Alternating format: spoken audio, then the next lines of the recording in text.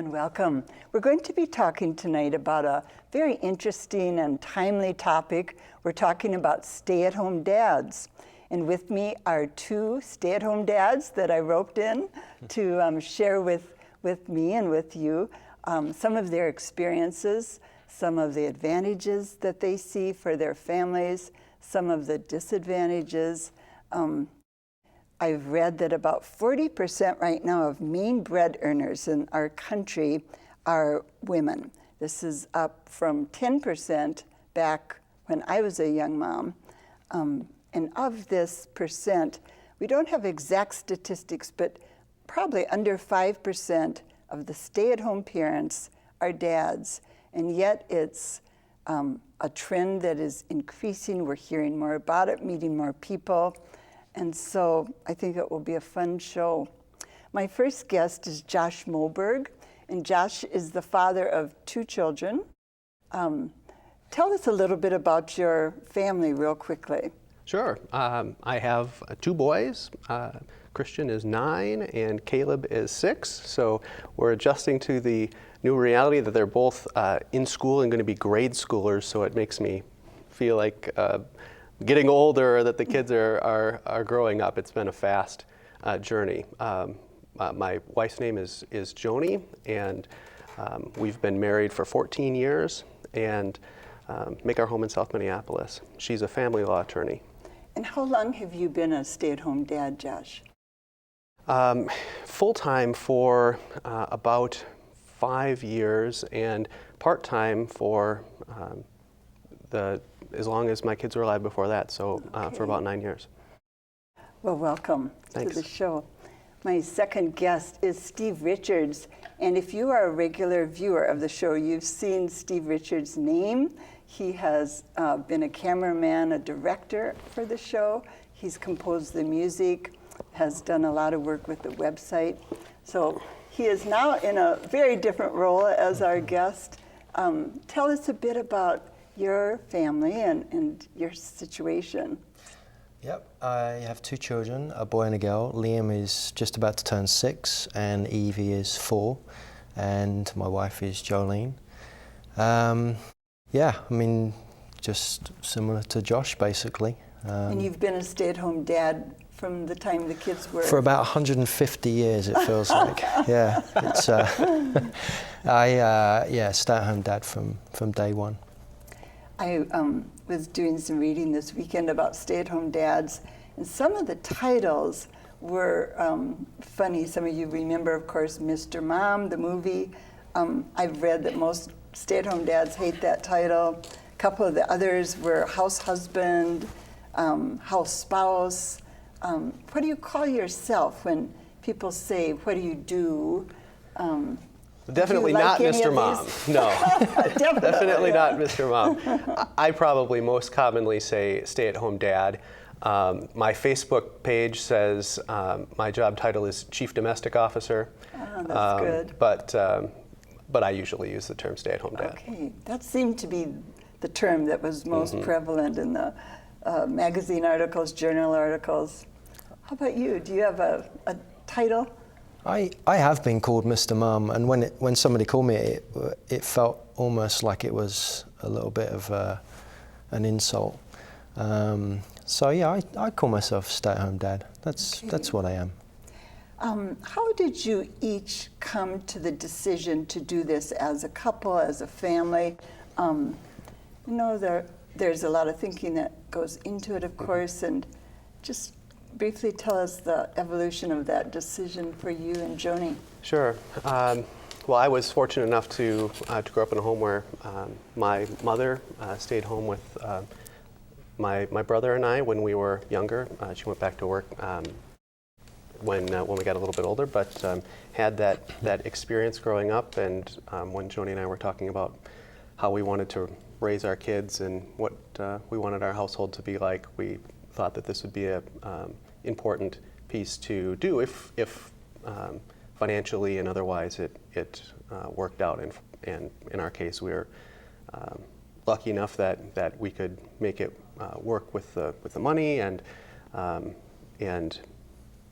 with my wife's career, it really made sense that I would be the one to stay home. And I think we found too that between the two of us that I'm more naturally suited for it. She's remarked many times that she would go crazy if she was at home with the kids all the time. But for me, it's a good fit. And you were a development officer for a nonprofit. that's right. Yeah. Prior to this. Yeah, I was in nonprofit fundraising for about 10 years, full time and then part time, before staying home full time with the kids. So for you, just in terms of your personality, your well, personality is probably the right word. It's a fit. It feels Yes. like a fit. Yes, I think so. I like spending time with the kids. I have 2 boys, and I think that makes a difference too, that that we get to do boy things and the kinds of things that they like to do, whether it's playing Legos or mucking around outside or going fishing or things like that. These are all things that I enjoy doing and sharing with them, and so I feel like there's that the bond is enriched by the fact that we get to do boy things together, and I get to be a boy with them too. One of the fun things about being a parent in general, I think, is you do relive some of your childhood, or get to do it over, get to, Right. Do some things differently. How about you and your wife, Jolene? How did you come to the decision, Steve? It's it was kind of an evolution of events. We were originally going to live in England, and my wife's job allowed us to live here. In other words, she was going to earn more money than me. And so I moved over to here in 2005, and initially when I got here, because of the process of becoming a resident, I wasn't able to work until I got Social Security number and I'd got all the permission to work and everything. Quite a lot of hoops you go through. Oh yeah, aren't there? it's a lot of money, a lot of faffing around. That's an English term, and Say it again. faffing around. Faffing around. Yeah, Okay. use it wisely. It's a good term. And just and then so I was also, I had a website. I have a website, a religious studies website, and I was trying to develop that as a business. And then we fell pregnant, and so it became natural for me to be the one that would stay at home. And we also worked out that if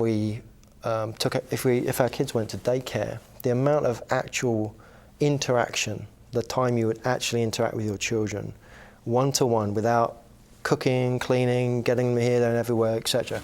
It's probably about an hour and a half a day. It was a very short amount of time. If you were both working. If we were both working. So from that point, it just seemed good to have the option that we eventually pursued. And prior to coming to America, you were a teacher. I was. And just tell us a tiny bit about that. I was, for 5 years, I was head of religious studies and philosophy in a school in England, which was a school that Shakespeare went to, actually, apparently. Like there's a Loch Ness Monster, but no, it's a school that Shakespeare went to, and yeah, I was originally just going to carry on there and ended up coming over here. So. Well, both of you really are alluding and talking about values to some degree, aren't you? Mm-hmm. One of the pieces that's part of the decision. As you now look at this kind of stepping back and doing the show with me and looking at it, what are some of the advantages and disadvantages? And let's start first with some of the disadvantages, and we'll move to the positive. Sure. What are some of the disadvantages, do you think, for yourself? Are there any for the kids? Are there any for your wives with this kind of arrangement? I'm guessing some people listening are weighing this choice and would like to hear some honest, hard stuff too. I mean, there are loads of things that you can say are disadvantages. I mean, I think that the task of being on the job with the kids all the time can be overwhelming. There's just it's a lot of commitment. You don't when the nap times come or things when they're little, that's great. You can get a bit of a break, but it can be draining If they nap at to the be on. same If they time. nap at the same, right? If you got more than one. That's always a tricky thing. Exactly, right. So there's that, and I think also in terms of partners, that people I think are more fulfilled, or the partnership can be easier when people are balanced. And so if having a stay-at-home parent and a working parent means that those two partners have specialized exclusively in one area of the working world and exclusively in the homemaking side, then in both cases maybe those people miss out on the enrichment that can come with being more involved in both aspects. And so I think there is a sacrifice. So there's some things that are lost by dividing things up so clearly into one side and another. Would you agree with that, the balance issue? Yeah, but I don't like the idea that there's disadvantages. I think it's more difficulties. And when I talk to Josh and listen to him and the way he seems to have his organisation, his home organisation sorted out, and I think, talking bluntly and honestly, I've always struggled with that because I find it's all about really defining the nature of work. We as men, or maybe as people, but as men, we raise with a certain idea of work. You go out to work, you do a job, you earn a salary, and you get paid for that. And there's a certain economy. Yeah, there's a certain A, B, C, D that you can see a result at the end of the day of what you've done and what you've earned for what you've done. With a stay-at-home parent, it's never ending. It's like, honestly, it's like working for the worst boss in the world. Somebody who's never grateful, constantly demanding, and always finding more things for you to do. Now, that's not to be down on my kids. It's just the nature of the environment.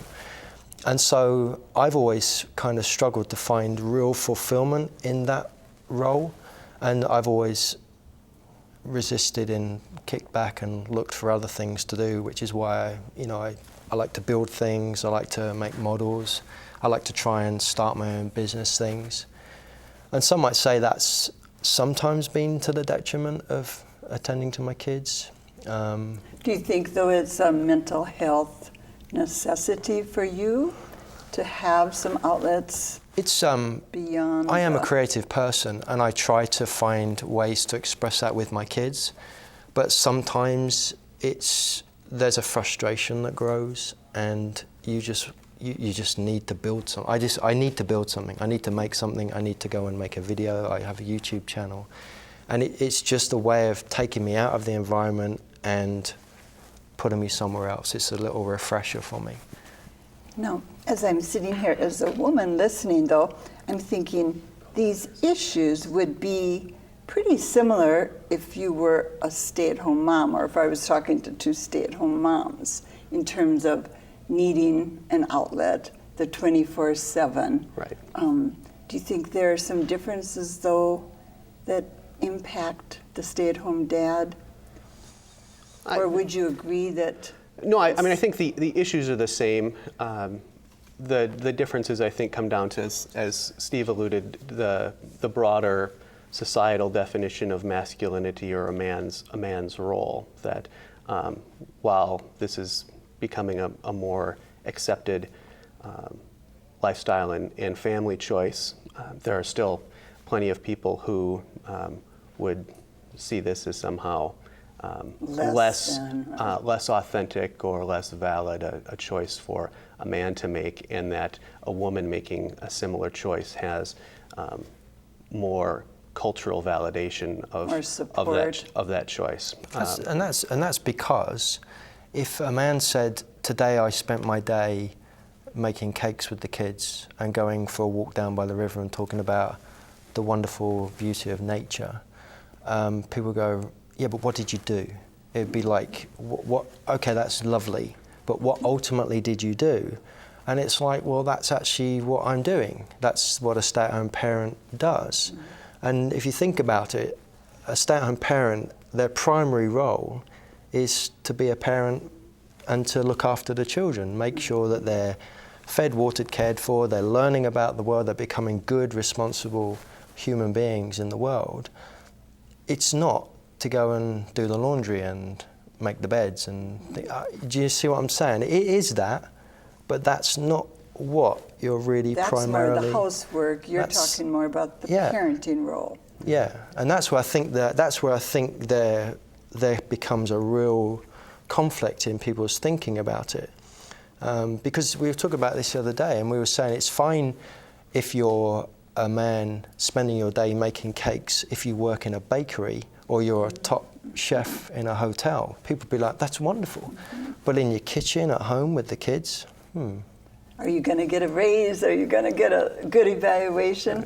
One of you said to me the other day that people say to you, oh, parenting is the most important job in the world.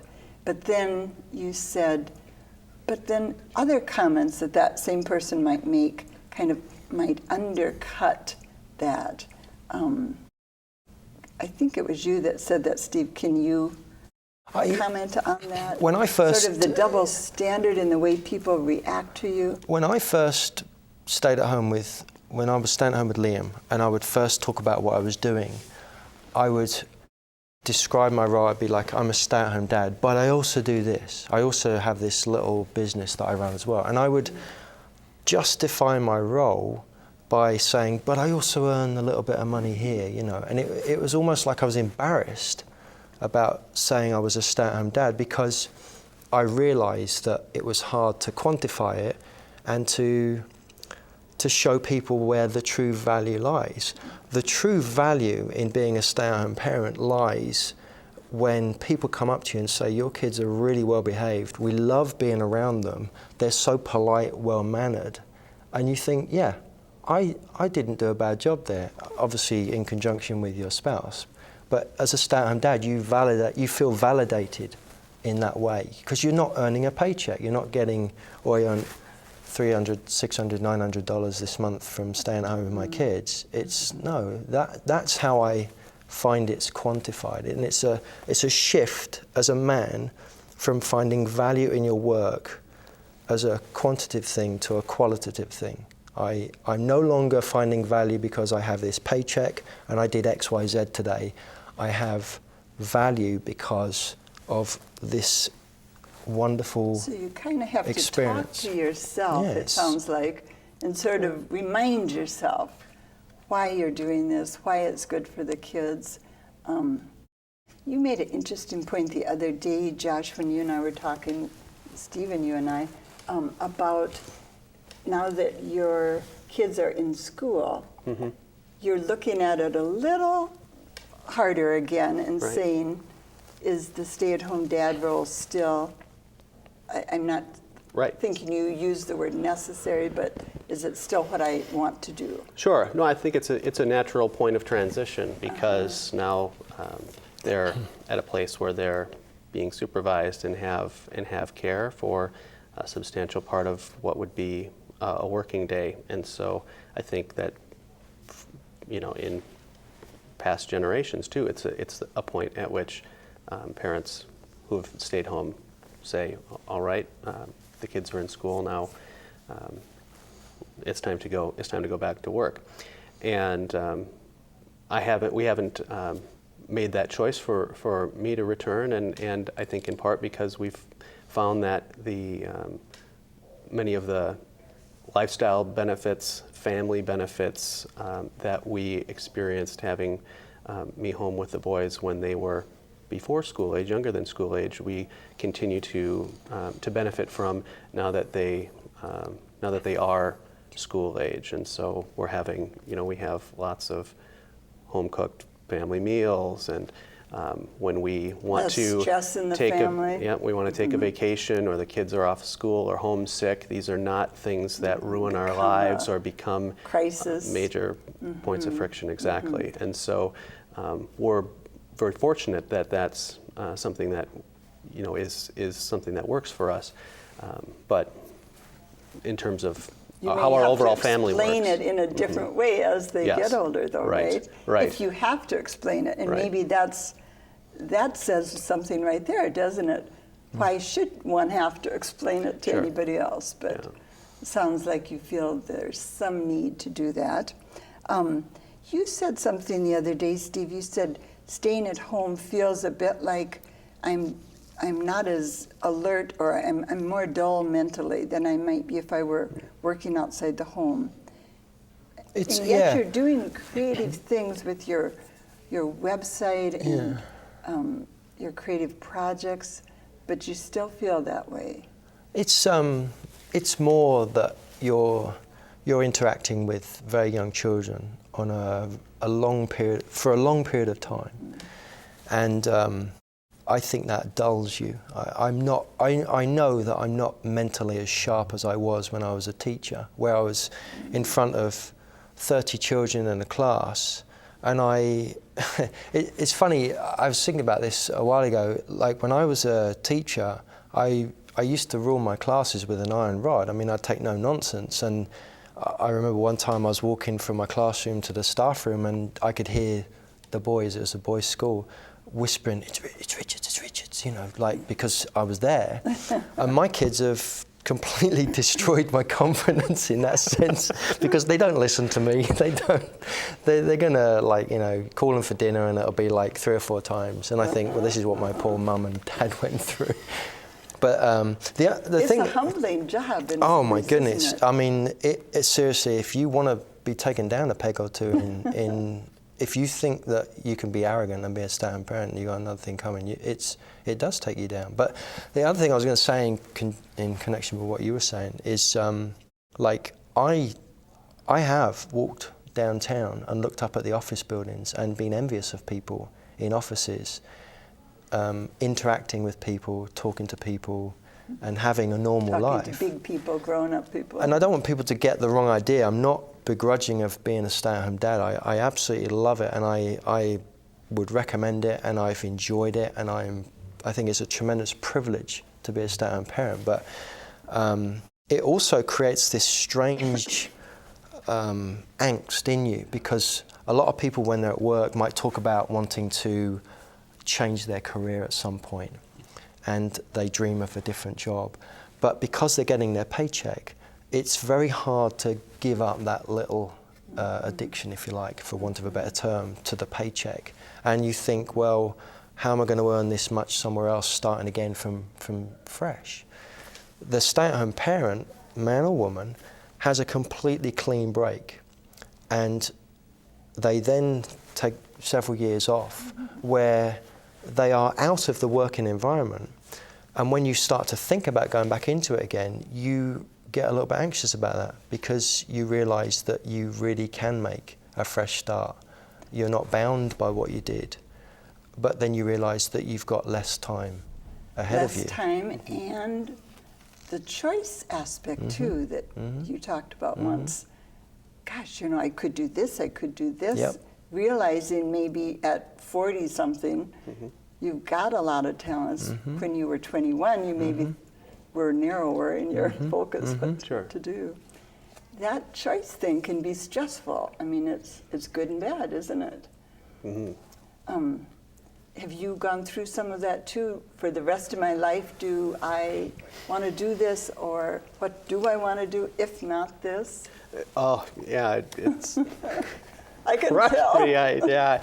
That could be a whole nother show. Right, yeah. No, I definitely, I mean, this is part of the decision in the first place, because my wife is very driven and had a clear conception from early on about what she wanted to do, and I was less defined in my career goal. And so, again, for me, I didn't feel like I was walking away from something that I'd really poured my soul into, or had invested my identity in a career. And I think, like Steve has said, I recognize that if and when the time comes to to try to find a paycheck. And at this point, I'm thinking more in terms of creative outlets and things that can be non-traditional, which is more and more possible these days too. But that's something that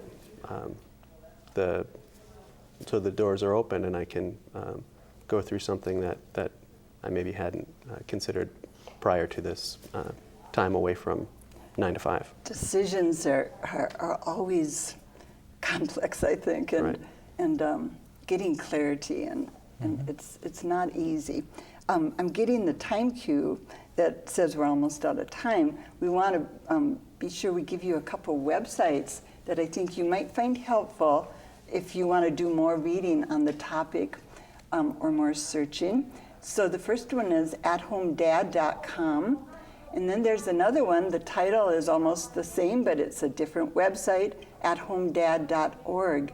And both of these are interesting. They link you to resources and articles, stories. So check those out. We also have a book that I've heard is great. I have to admit I haven't read it, but it's called Stay at Home Dads, The Essential Guide to Creating the New Family by an author named Gail Libby. So you may want to look for that too.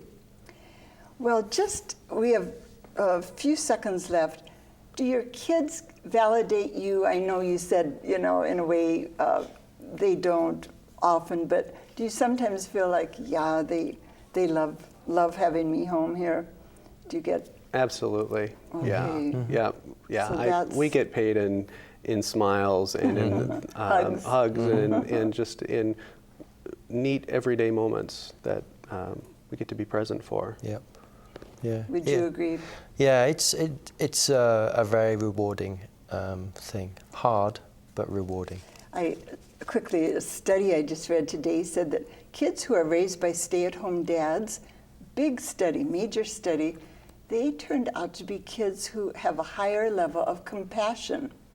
Now, that could be another show. I'm not quite sure what all the variables are, but it was very interesting. So thank you both very much for coming down and sharing some of your journey and some of your story, and I appreciate You're welcome. It was a being pleasure. with me. Thank you. Thank you for being with us. We'll be back again next week. Until then, have a good week.